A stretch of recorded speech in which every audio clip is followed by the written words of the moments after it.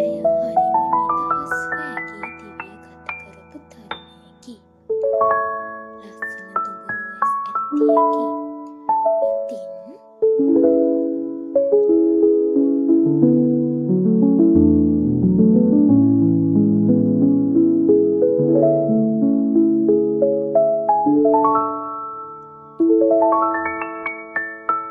ඒ දවසේ ඔහු ඇය පල්ලියට එක්ක ගියා.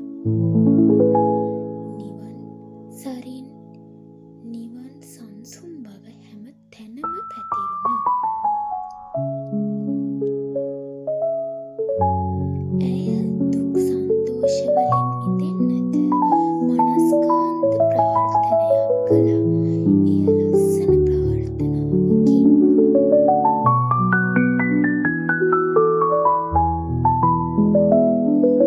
පසෙක සිට ඇය නිරීක්ෂණය කළා. ඇය දෙවියන් හමුවී සිටි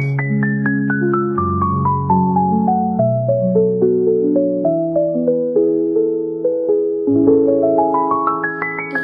ඒ හැන්දෑව නිරාකාරයත්ම නිවන් සංසුන් වුණ හැන්දෑවකි. ඔවුන් දෙදෙනාගේ හදවත අතර නවාරම්භයක් වුණා.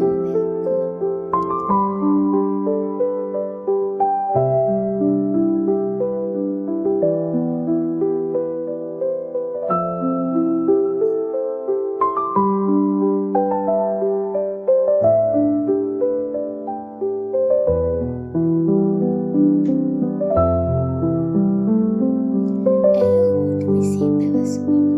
මට හරිම කැමතියි පල්ලියක හිඳගෙන දෙවියන් වහන්සේ දෙස බලාගෙන හිඳින්නට. එවිට මගේ හදවතින් ලස්සනම ලස්සන ප්‍රාර්ථනා කරන්න. ඒ හදවතට ලියන්නේ මං විතරක්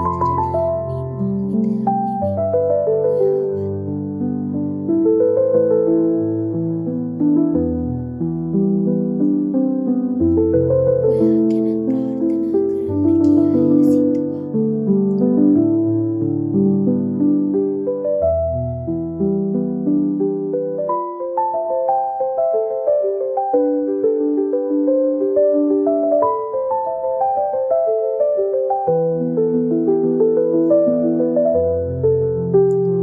ඔහු නව කාරුතකින් ඇයි අත අල්ලගෙන හිඳී සිටියා. ඇගේ මුහුණේ පැතිරුණු සංසුන් සිනාසීම ඔහුගේ මතකයේ සදාකාලික වුණා.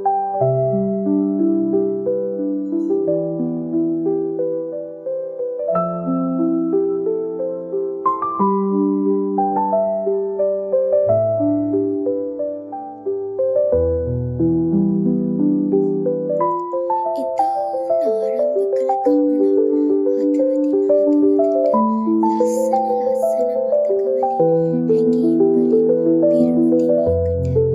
ඇය එදින ඒ ලස්සන මතක සටහන එදින හැන්දෑ යාමයේ කවියකට නගයි. ඔහුගේ ලස්සන පෑවැරේ හිනාව ඒ ආදරය.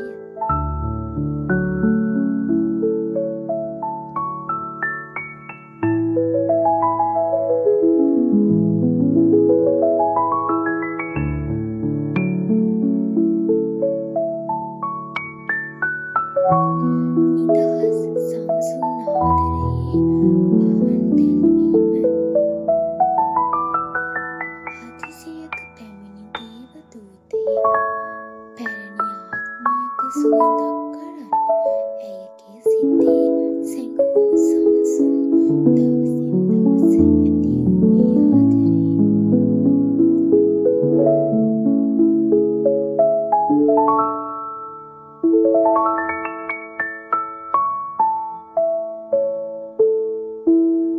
පැතුමක් වී අතීත වදින ඇය උණුසුම් හඬින් පවසයි යලි.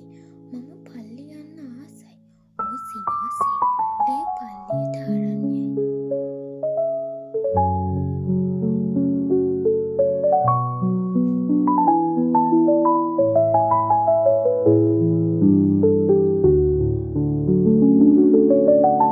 නිවන් සංසුන් හැන්දෑවක දෙවියන් සහ ඔවුන් නිවන්